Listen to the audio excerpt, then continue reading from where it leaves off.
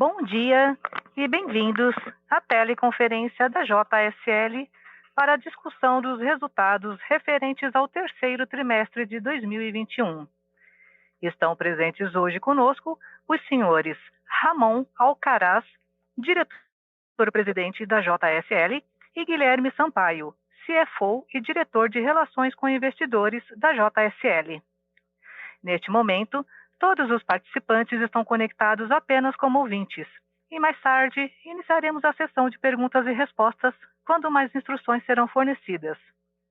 Caso necessitem de alguma assistência durante a teleconferência, queiram, por favor, solicitar a ajuda de um operador digitando *0. Informamos que esta teleconferência está sendo gravada e traduzida simultaneamente. Antes de prosseguir, gostaríamos de esclarecer que eventuais declarações que possam ser feitas durante esta teleconferência relativas às perspectivas de negócios da companhia, projeções e metas operacionais e financeiras, constituem-se em crenças e premissas da diretoria da JSL, bem como em informações atualmente disponíveis para a companhia. Considerações futuras não são garantias de desempenho. Envolvem riscos, incertezas e premissas, pois se referem a eventos futuros e, portanto, dependem de circunstâncias que podem ou não ocorrer. As condições econômicas gerais, condições da indústria e outros fatores operacionais podem afetar os resultados futuros da empresa e podem conduzir a resultados que diferem materialmente daqueles expressos em tais considerações futuras. Gostaria agora de passar a palavra ao Sr. Ramon Alcaraz. Por favor, Sr. Ramon, pode prosseguir.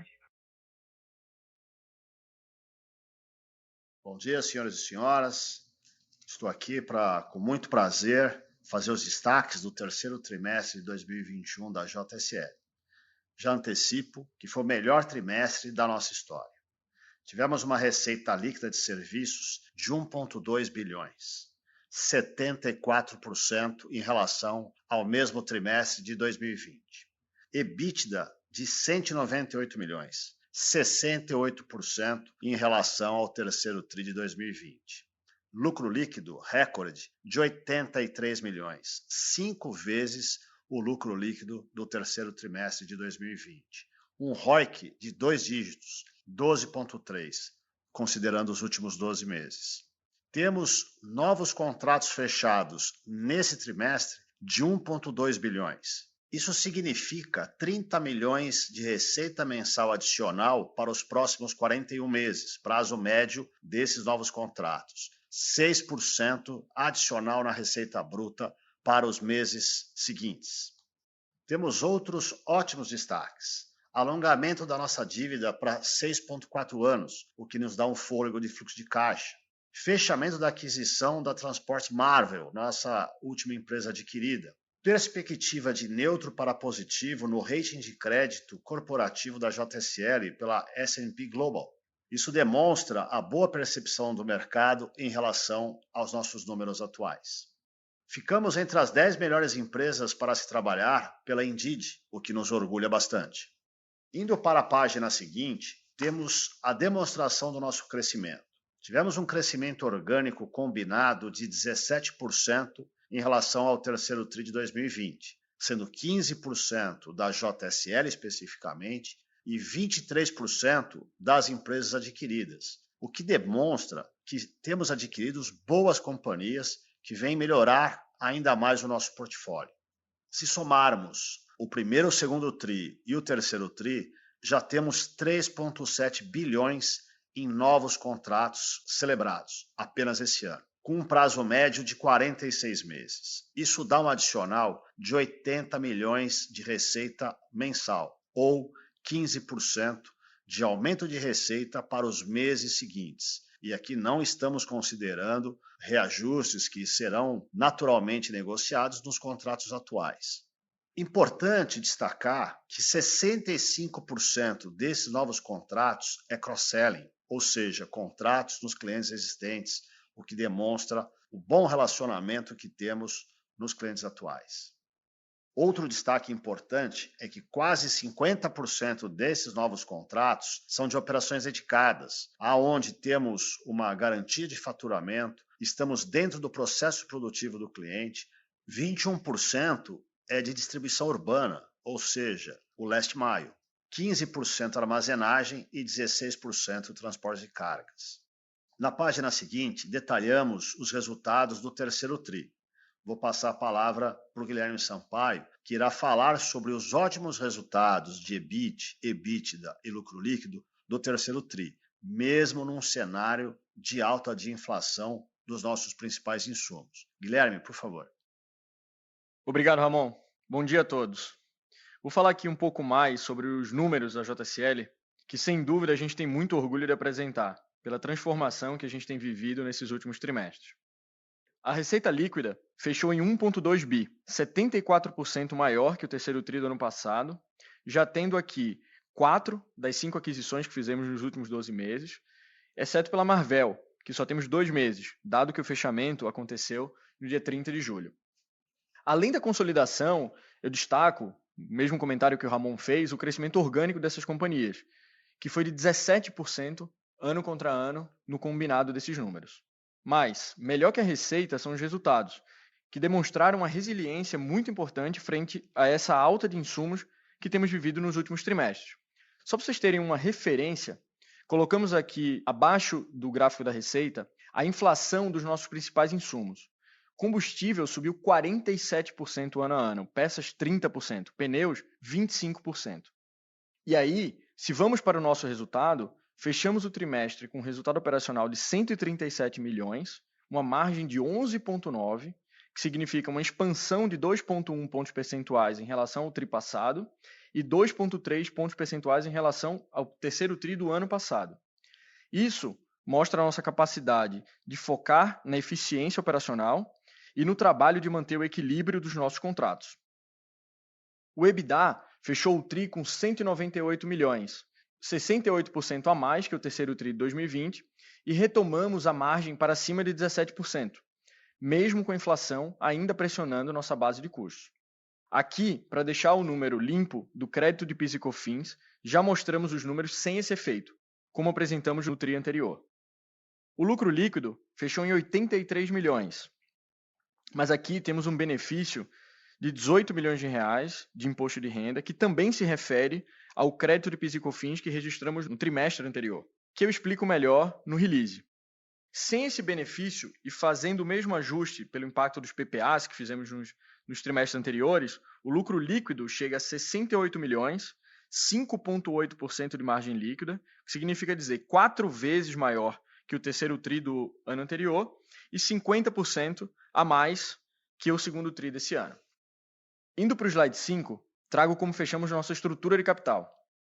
Fechamos o trimestre com 466 milhões em caixa, mas que com as debêntures que emitimos na semana passada, chegamos a 1,2 bi em caixa, e já considerando essa emissão e o reperfilamento que fizemos da 11ª e 12ª emissões, levamos o prazo médio da nossa dívida para 6,4 anos, o que era 4,9 no trimestre anterior. Hoje, temos uma posição de caixa suficiente para fazer frente à nossa dívida até 2025. Um outro ponto do trimestre super importante para a gente foi o fato que a S&P soltou uma revisão do outlook do nosso rating corporativo de neutro para positivo e reafirmou o rating, o AA na escala local e o B+, na escala global. Fechamos o trimestre, então, com 2,3 de dívida líquida, logo uma alavancagem de 3 vezes EBITDA e 2,7 vezes EBITDA adicionado, que é a nossa referência para todos os covenants financeiros da JSL. O custo da dívida líquida, já após impostos, está em 5,7 e, como falei, o prazo médio em 6,4 anos.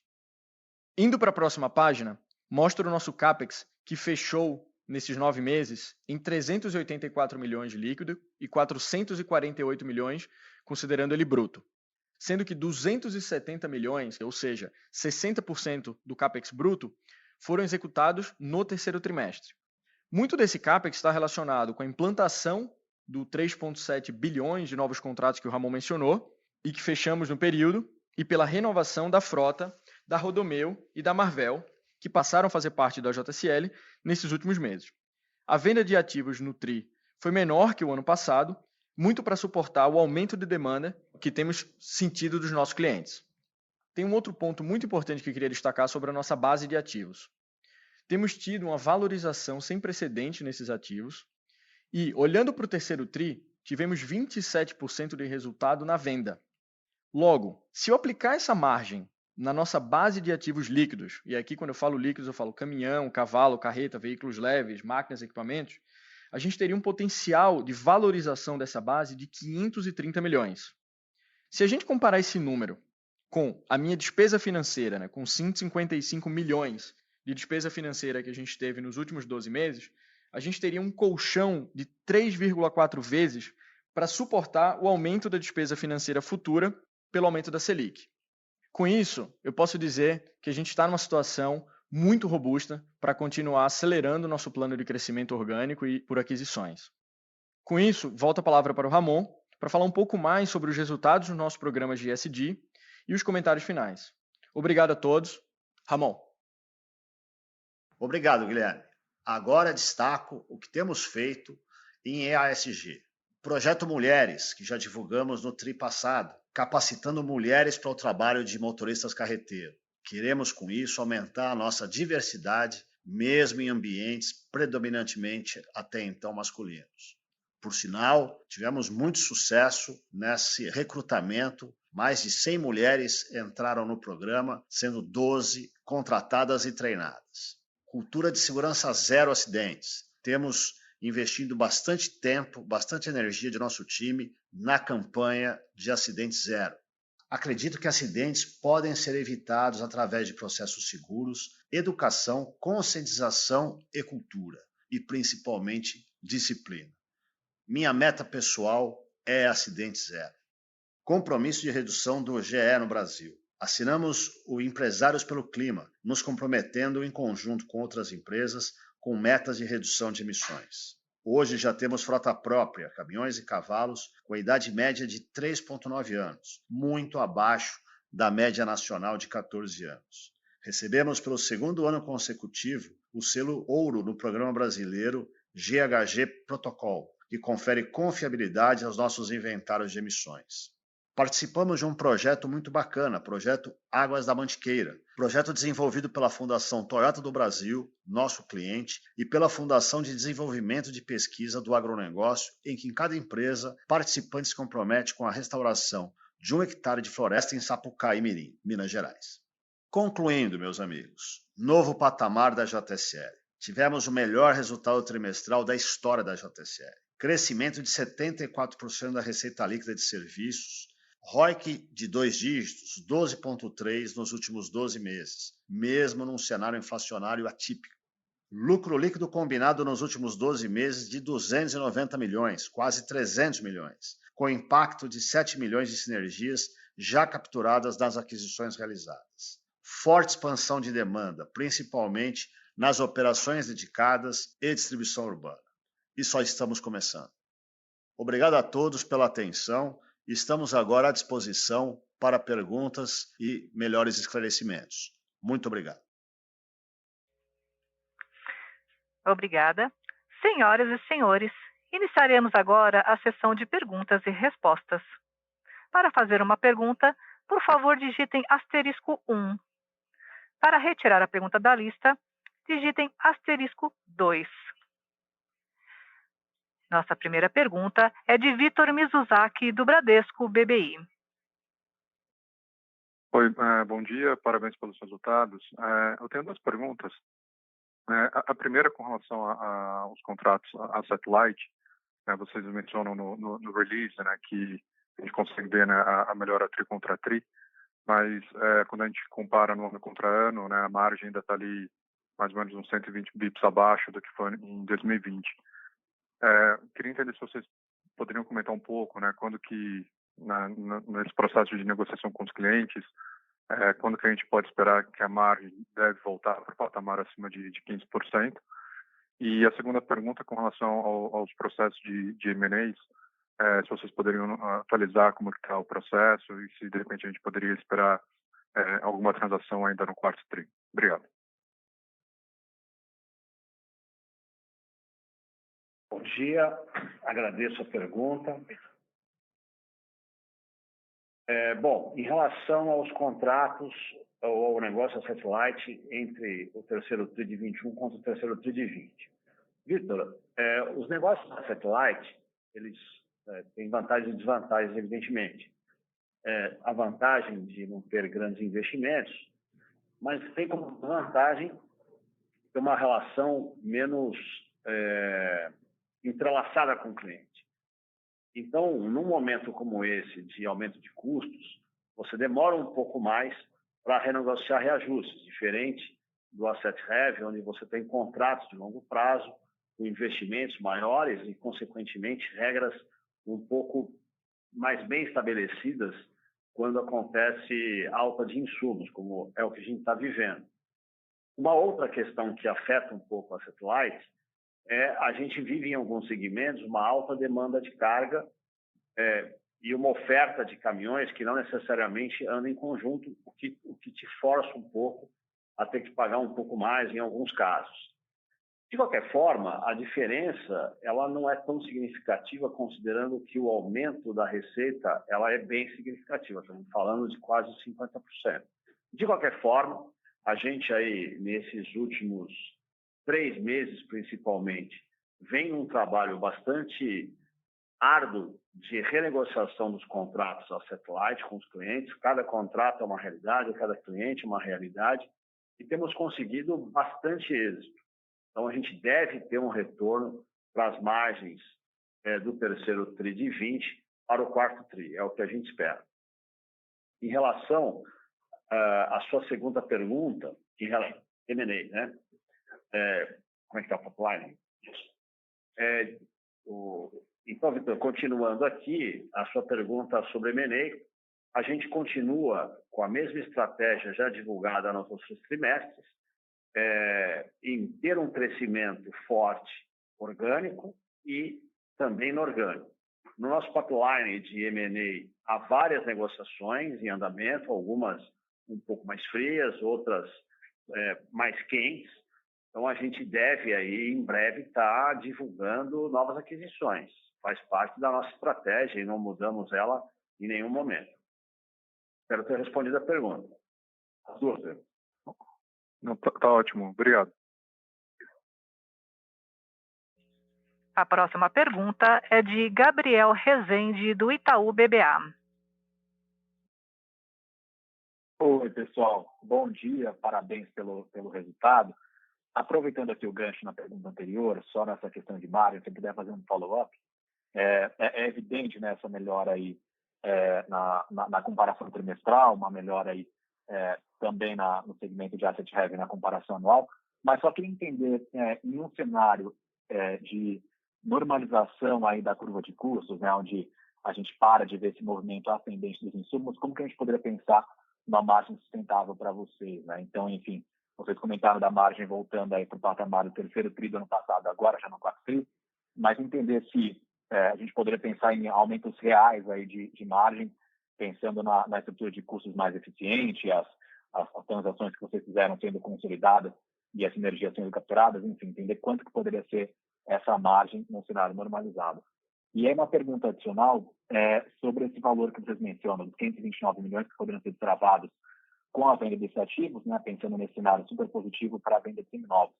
Só queria entender como que vocês têm decidido aí alocar o capital de vocês no segmento de seminovos, de novos contratos, o segmento de serviços, pensando nesse cenário bem positivo que a gente tem visto para os seminovos, né? Que eventualmente tem sido mais interessante, mais rentável manter esses ativos rodando, continuar aí depreciando esses ativos, ao invés de já vendê-los e trazer um ativo novo.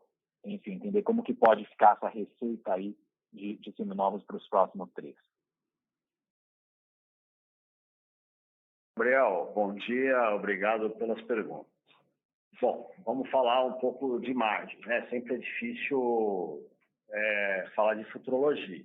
Mas quais são as variáveis que estão no jogo, né? A gente tem, de um lado, um aumento expressivo de custos, puxado aí pelo diesel, pelo dólar, pneu, peças, etc. Né? E, de um outro lado, e não só isso, né? Quer dizer, não é só o nosso segmento que é impactado. Todos os nossos clientes também estão sendo impactados com insumos, seja no automotivo puxado pelo aço e alguns componentes, seja vários outros produtos puxados pelo dólar, enfim, né, o cenário que todo mundo conhece. Isso faz com que as negociações fiquem duras, né? Quer dizer, e até bom que seja. Se todo mundo tiver facilidade em repassar custo, daqui a pouco a inflação está em 100% ao mês, né? Então, de um lado, a nossa estratégia é continuar renegociando com os nossos clientes. Em alguns segmentos, a gente tem mais facilidade por terem regras previstas em contrato, principalmente o que é asset heavy. De um outro lado, muito ligado ao asset light, vai negociação caso a caso. A gente é muito relevante na maioria dos nossos clientes, o que facilita a abertura para sentar na mesa e achar uma solução que seja adequada para ambas as partes. Nunca é uma tarefa fácil, mas a gente tem conseguido aí um êxito bastante razoável que deve ter consequência no nosso resultado nos próximos meses. Esse é o primeiro lado. Mas a gente não está limitado a isso. A gente tem usado aí, desde o início do ano, uma gestão austera em redução de custos, em fazer mais com o mesmo, né? Uma frase bonita, mas a gente acredita muito nisso. Quer dizer, o próprio aumento no CAPEX vem dessa estratégia, porque com equipamentos mais novos, a gente consegue melhorar a nossa disponibilidade de equipamentos. Então, eu consigo ter menos equipamentos para fazer o mesmo volume, consigo reduzir o meu custo de manutenção. Então, tem vários mecanismos que nós temos utilizado para conseguir ter uma redução de custo. Então, as duas coisas combinadas, renegociação de ajustes com alguns clientes e mais essa redução de custos, a gente acredita conseguir ter margens melhores cada tri. Essa é a nossa meta, né? Bom, essa é a primeira questão. A segunda questão é em relação à venda de usados. A gente, como você bem falou, estamos num momento positivo de venda de usados em função do aumento dos novos e por eu ter uma demanda maior do que a oferta de veículos, então isso favorece o usado. É que, por outro lado, a gente também tem uma alta demanda dos nossos clientes. A gente tem dois segmentos bastante fortes, um na indústria primária de papel e celulose e mineração, que está numa alta bastante grande, puxada pelas exportações, e é um segmento bastante asset heavy, inclusive, e na área de varejo, né, na indústria de alimento, bebida, etc., que aí parte asset heavy e parte asset light. E esses clientes precisam de veículos para atendê-los. Então, a gente tem priorizado aumentar volume com esses veículos usados do que aproveitar a época para vender. É um equilíbrio, né? A gente acredita aí que, passando esse quarto tri, principalmente no início do ano que vem, isso se equilibre e aí a gente possa continuar com a nossa política de substituição e, consequentemente, venda dos usados. Tá certo, bem claro. Se eu puder só fazer um follow-up aqui para entender qual que é a sensibilidade que vocês poderiam passar para a gente em termos de gargalo aí para a compra de novos ativos. Enfim, é uma questão que tem sido bem relevante no último ano, frente à pandemia. Queria entender se eventualmente isso é um ponto de atenção para vocês, eventuais gargalos aí na oferta das montadoras, as OEMs aí para o fornecimento de equipamentos. Bom, Gabriel, como eu falei, com certeza a demanda para compra de caminhões é muito maior do que a oferta, o que, né, não deixa de ser um sinal positivo que esse segmento está crescendo. Por outro lado, tem a dificuldade das indústrias se reequilibrarem, né? Embora a gente tenha ouvido boas notícias em relação aos planos do ano seguinte.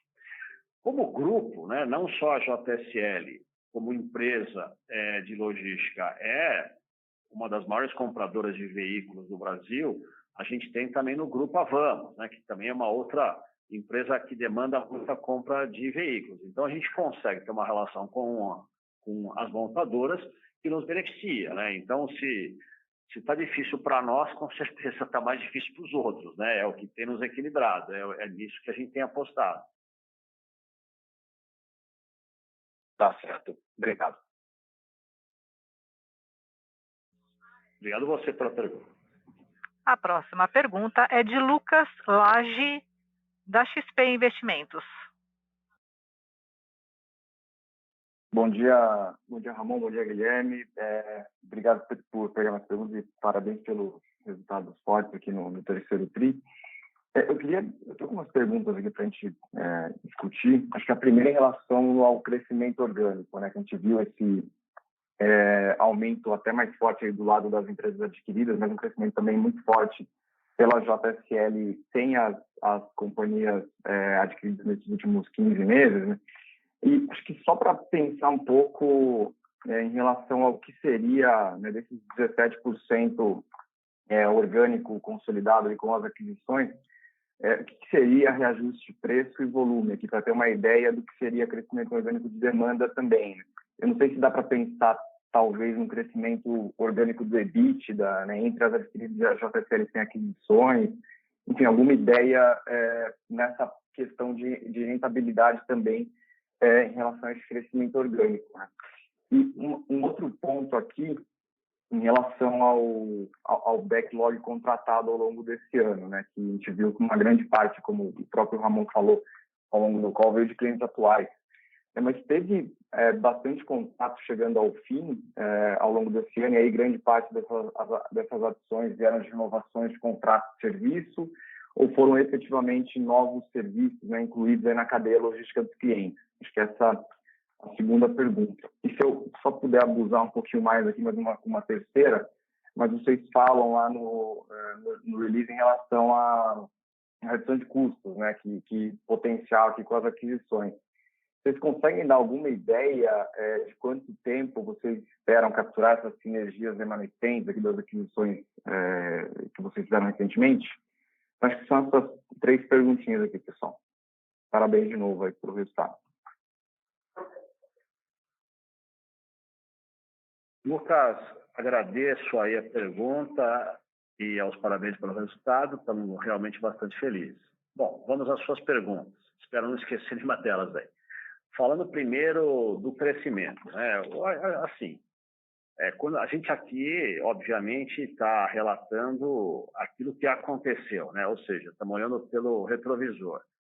Mas eu gosto mais de olhar pelo para-brisa. Então, quando a gente diz que fechou novos contratos esse ano de 3,7 bilhões de reais, sendo que apenas nesse último TRI foram 1,2 bilhões, né? Então, quase que 1,2, 1,3 bilhões por trimestre, em novos contratos, sendo 65% deles nos clientes atuais, aqui a gente não está incluindo renovação. Aqui são contratos de serviços novos, mesmo nos clientes atuais. Isso, se a gente fizer uma conta simples, né, 3,7 bilhões dividido por 46 meses, que é mais ou menos a vigência média desses contratos, a gente já está crescendo a receita atual 80 milhões. Então, isso já me garante um crescimento orgânico de 15%. E aqui não tem nada a ver com reajuste, que vai ser negociado para o ano que vem, enfim, não é, quer dizer, isso aqui não tem nada a ver com inflação, não tem nada a ver com repasse de inflação, isso tem a ver com contratos novos de fato, né? Então, é por isso que a gente está bastante otimista. Podemos perder algum contrato ou não renovado aqui para frente? Podemos, mas historicamente esse número ele tem sido relativamente baixo. Em relação à sua segunda pergunta, passado, inflação versus volume. Então, assim, você perguntou muito se nesses 17%, sendo 23% as novas empresas, as adquiridas, e 15% a JSL, o quanto disso tem a ver com reajuste, né? O quanto disso seria repasse de inflação. Alguma coisa é repasse, sim, porque vários contratos tiveram a sua data de aniversário durante esse ano e foram reajustados. Então, parte tem a ver com isso.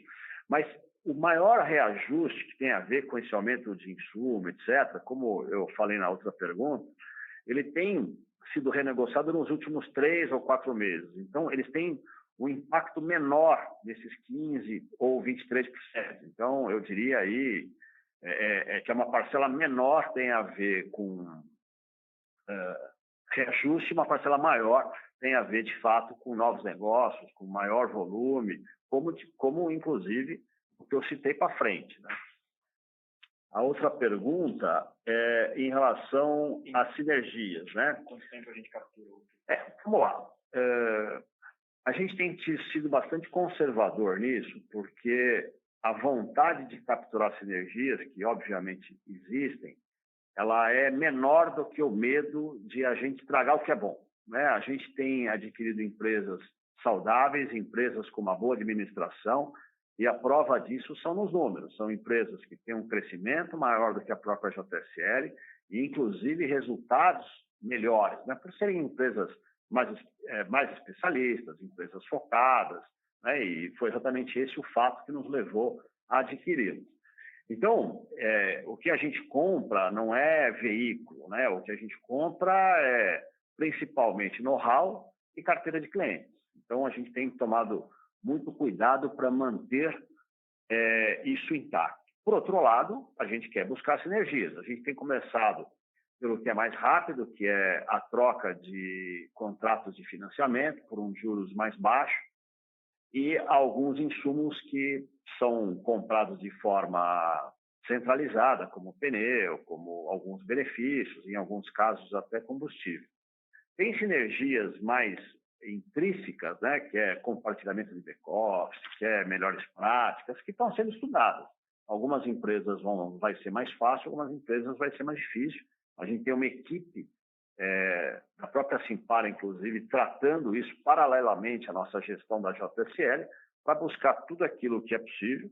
Então, a gente deve, sim, ter sinergias ao longo do tempo, mas na velocidade correta, para não correr o risco de perder, como eu já disse, aquilo que as empresas têm de bom, né? Você quer fazer uma pergunta? Não, acho que é isso, Lucas. Se eu não respondi alguma, por favor, repita. Obrigado, viu? Não, é isso mesmo. Você até tinha comentado no call, né, que era, acho que a questão do backlog, que em grande parte realmente era cross-sell, só não tinha ficado claro na hora se tinha renovação no meio, né? Mas acho que agora tá perfeito, está muito claro. Obrigado e bom dia para vocês. A próxima pergunta é de Guilherme Mendes, do JP Morgan. Oi, Ramon, Guilherme, tudo bem? Bom dia. Um follow-up aqui na parte de M&A, pensando um pouco em termos de alavancagem, né? A gente tem um crescimento sequencial. Eu entendo que tem uma gordura aí até o covenant de vocês, mas se esse aumento de alavancagem de alguma maneira impacta a estratégia de M&A de vocês, né? Se ainda faz sentido considerar aquisições utilizando ações, ou se a ideia é utilizar principalmente o caixa. E a segunda, um esclarecimento sobre o repasse de preços. O Ramon comentou sobre estar negociando alguns contratos aí com eventualmente de margem por 4 tri. Só para confirmar, isso aqui é um repasse de inflação IPCA ou está repassando a sua inflação implícita aí, né, de combustível, pneu, que tem dado acima aí do índice de inflação? Obrigado. Guilherme, obrigado pela pergunta. Eu vou começar pela segunda, porque a sua primeira pergunta eu vou deixar para o Guilherme responder. As nossas renegociações de preço, elas não se baseiam apenas no IPCA. Nós temos uma cesta de índices, onde o combustível é bastante relevante, além de pneus, mão de obra e tal. O IPCA é parte disso, mas não é apenas uma das variáveis dessas cestas de índices. Agora, isso a gente trata cliente a cliente, porque os contratos são diferentes. Eu tenho clientes onde, por exemplo, a incidência do combustível é muito diferente entre um e outro. Então, cada contrato é negociado de forma isolada, né? Por isso que dá trabalho, mas é assim que tem que ser feito, né? A primeira pergunta eu vou deixar para o meu amigo Guilherme. Guilherme, tudo bem? Bom dia. Respondendo a uma pergunta, a gente considera que a alavancagem, até dentro do que a gente já falou nos outros calls, em 3 vezes, ainda é uma alavancagem muito considerável e confortável para a gente no período. Lembrando que o que a gente tem de covenants financeiros, eles são vinculados ao que a gente chama de EBITDA adicionado, que é aquele EBITDA que inclui o custo da venda dos ativos, né? Então, esse a gente ainda tem um conforto ainda maior. O ponto é o seguinte, o modelo de aquisições que a gente tem feito, ele dá uma flexibilidade, né, para a gente fazer o pagamento ou em caixa ou em ações, a depender da negociação. Aí o time de M&A tem trabalhado nesse ponto, e aí depende de caso a caso, né? O grande ponto é que as aquisições que a gente fez até então nos permitiu ter um pagamento, como é que eu posso dizer, alongado dessas aquisições, então permitiu, inclusive, a gente não machucar o fluxo de caixa no curto prazo. Então, acho que isso é um modelo que a gente vê que pode se repetir aí para frente. Mas, de novo, depende de caso a caso, de cada negociação com os potenciais targets. Tá super claro. Obrigado, Guilherme e Ramon. Bom dia.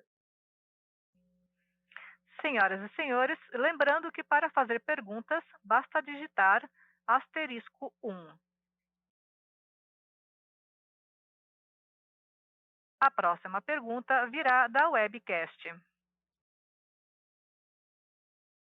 Bom dia, pessoal. Aqui é o Guilherme. Eu vou ler uma pergunta, então, do Pedro, da Eleven, que eu acredito que a gente já respondeu parcialmente, mas vou ler a pergunta completa para o Ramon. Então, o Pedro fala o seguinte, Ramon. Primeiro, bom dia, pessoal. Parabéns pelos resultados. Tenho duas perguntas. Uma, vimos que uma redução na venda de veículos, que acredito que passa tanto pelo aumento da demanda, quanto pela dificuldade de renovação da frota em meio à crise de semicondutores. Está correto? Gostaria de entender como vocês estão enxergando esse cenário para frente.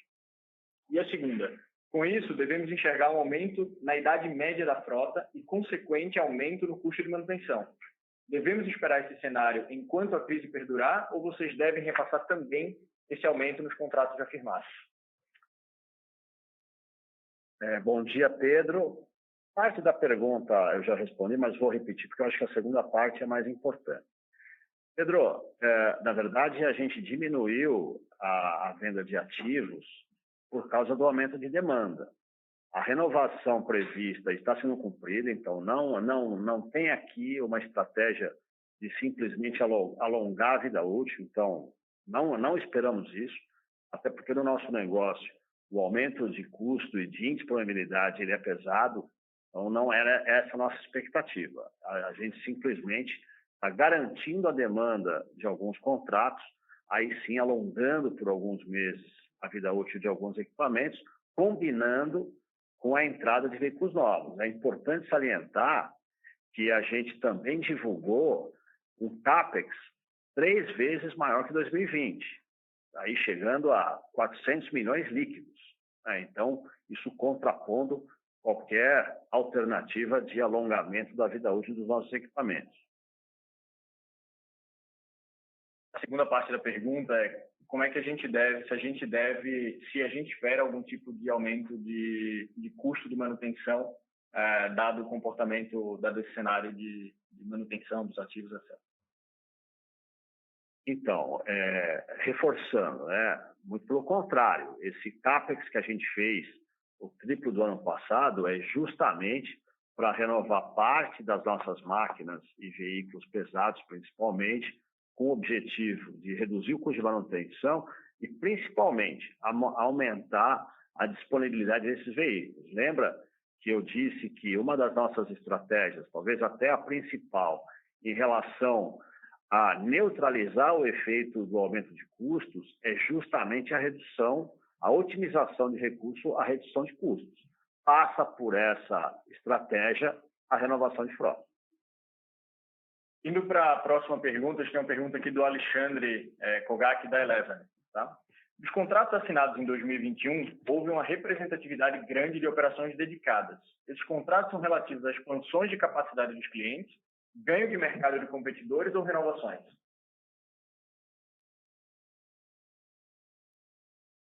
Alexandre, bom dia. Primeiro, reforçando o que eu já tinha respondido na pergunta do Guilherme da XP, esses novos contratos não se trata de renovação. Número 1, são novos contratos. Número 2, Por que contratos dedicados? Por várias razões. Em primeiro lugar, nós temos crescido em segmentos onde a demanda tem crescido bastante e há uma preocupação dos próprios clientes em garantir o escoamento dessa demanda. Então, é um conforto para o cliente, de um lado, contratos dedicados, onde você garante a disponibilidade de equipamentos, sejam eles caminhões ou máquinas. E do nosso lado, também é bastante atrativo, porque num momento incerto como esse, você garante volume e garante regras contratuais, incluindo repasses de, porventura, aumento de insumos. Então, é o tipo de contrato que ambas as partes ficam seguras, né? Então, os resultados mostram isso, não é à toa que a gente tem um resultado aí dos últimos trimestres maior no asset heavy, tem muito a ver com isso, né? Então, no momento incerto, é o melhor tipo de contrato e é exatamente por isso que a gente também tem privilegiado esse tipo de negociação.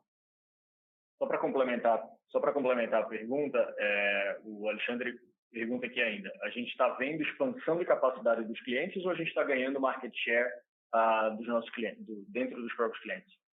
As duas coisas, né? Eu acho que tem segmentos que estão crescendo, eu citei, por exemplo, mineração e papel celulose, são setores que vêm crescendo de fato, e a gente tem aproveitado esse crescimento. Pega no varejo, principalmente indústrias de alimento, bebida, etc., também tem crescido. A gente tem pego os negócios novos aonde eram feitos por outras empresas, e-commerce, inclusive. Então, é uma mistura das duas coisas, né? E, de novo, voltando à questão dos contratos dedicados, né? Inclusive, operações de alguns clientes que não se utilizava esse modal de operações dedicadas têm partido para isso, justamente para garantir uma demanda para os próximos meses, né? Bom, indo para a próxima pergunta do Rodrigo Faria, da Sul América. Tá. Então, ele fala aqui, bom dia, parabéns pelos resultados. Depois da tentativa de aquisição da Tegma, o segmento de logística de veículo ainda faz parte do pipeline de M&A via outros possíveis alvos? Obrigado. Rodrigo, bom dia, obrigado pela pergunta. Importante frisar que nós estamos presentes nos segmentos de transporte de veículo zero, pela Transmoreno, pela própria JSL, que também tem um contrato de transporte de veículo zero. Então, esse é um segmento que nos interessa, como vários outros segmentos. A nossa estratégia de aquisições, inclusive as últimas aquisições comprovam isso, tem sido sempre adquirir empresas saudáveis e empresas que venham reforçar segmentos onde a gente já está. Ou seja, a Fadel na área de last mile, seja a TPC no warehouse, seja a Rodomeu no transporte de cargas perigosas, seja a Marvel no transporte de produtos frigorificados e resfriados, e seja a Transmoreno no transporte de veículo zero. Então, o veículo zero continua sendo um segmento importante como outros vários.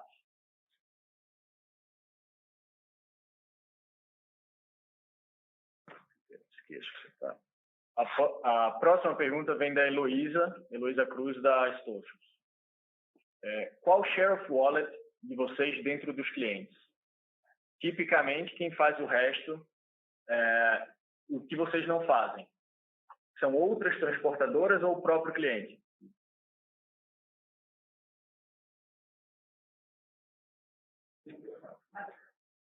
Bom, Heloísa, obrigado pela pergunta.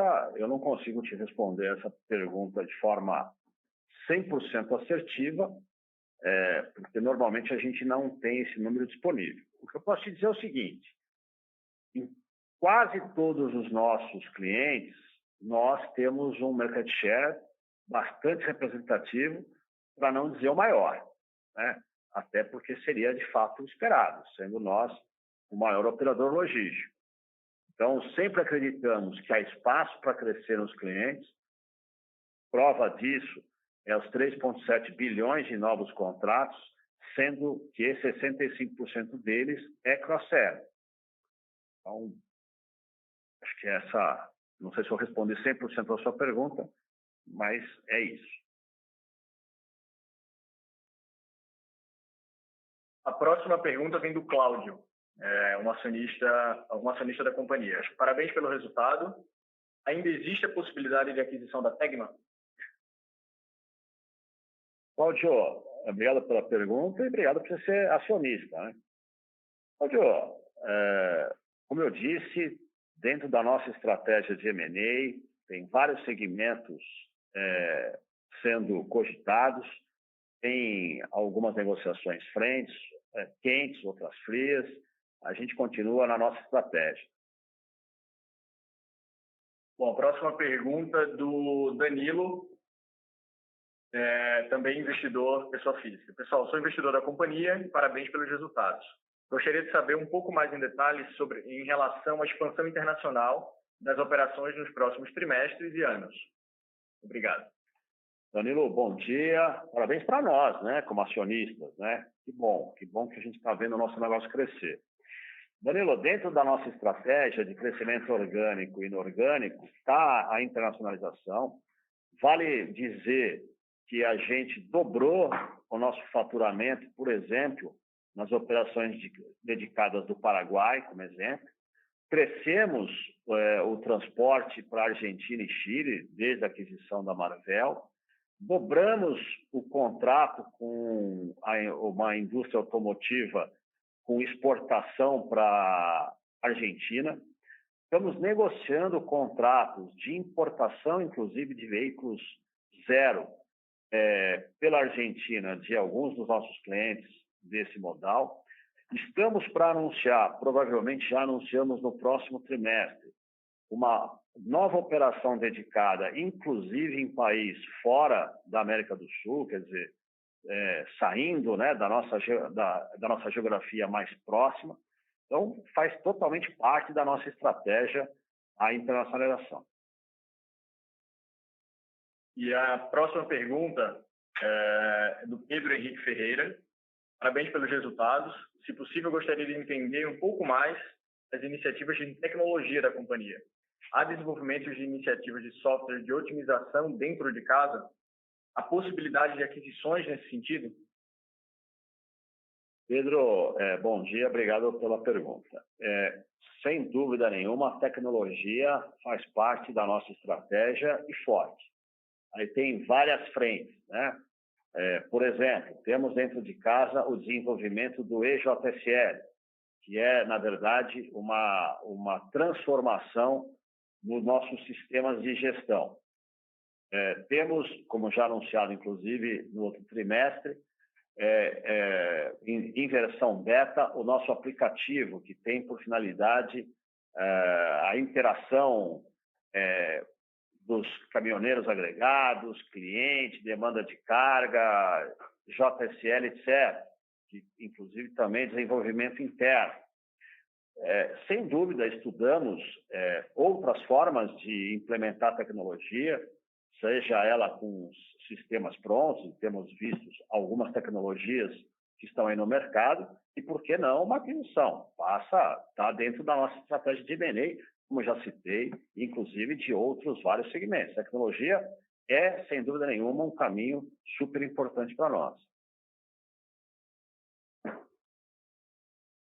Bom, acho que foram essas as perguntas que a gente recebeu pelo webcast. Ok, obrigada. Senhoras e senhores, lembrando que para fazer perguntas, basta digitar *1.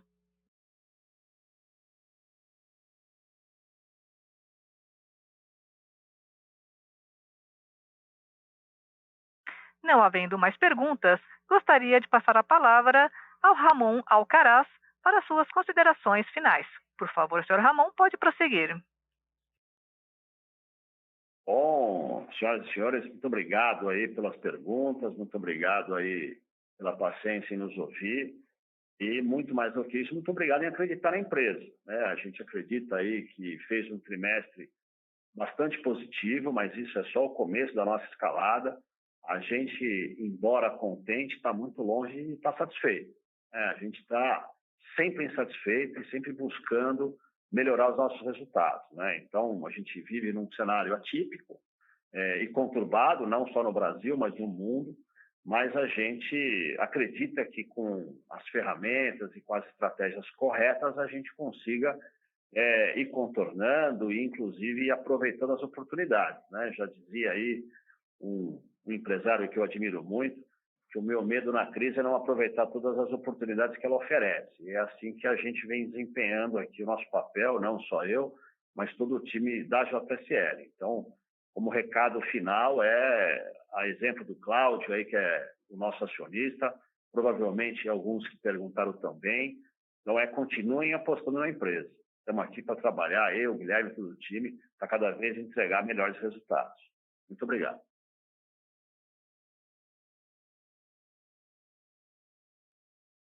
A teleconferência da JSL está encerrada.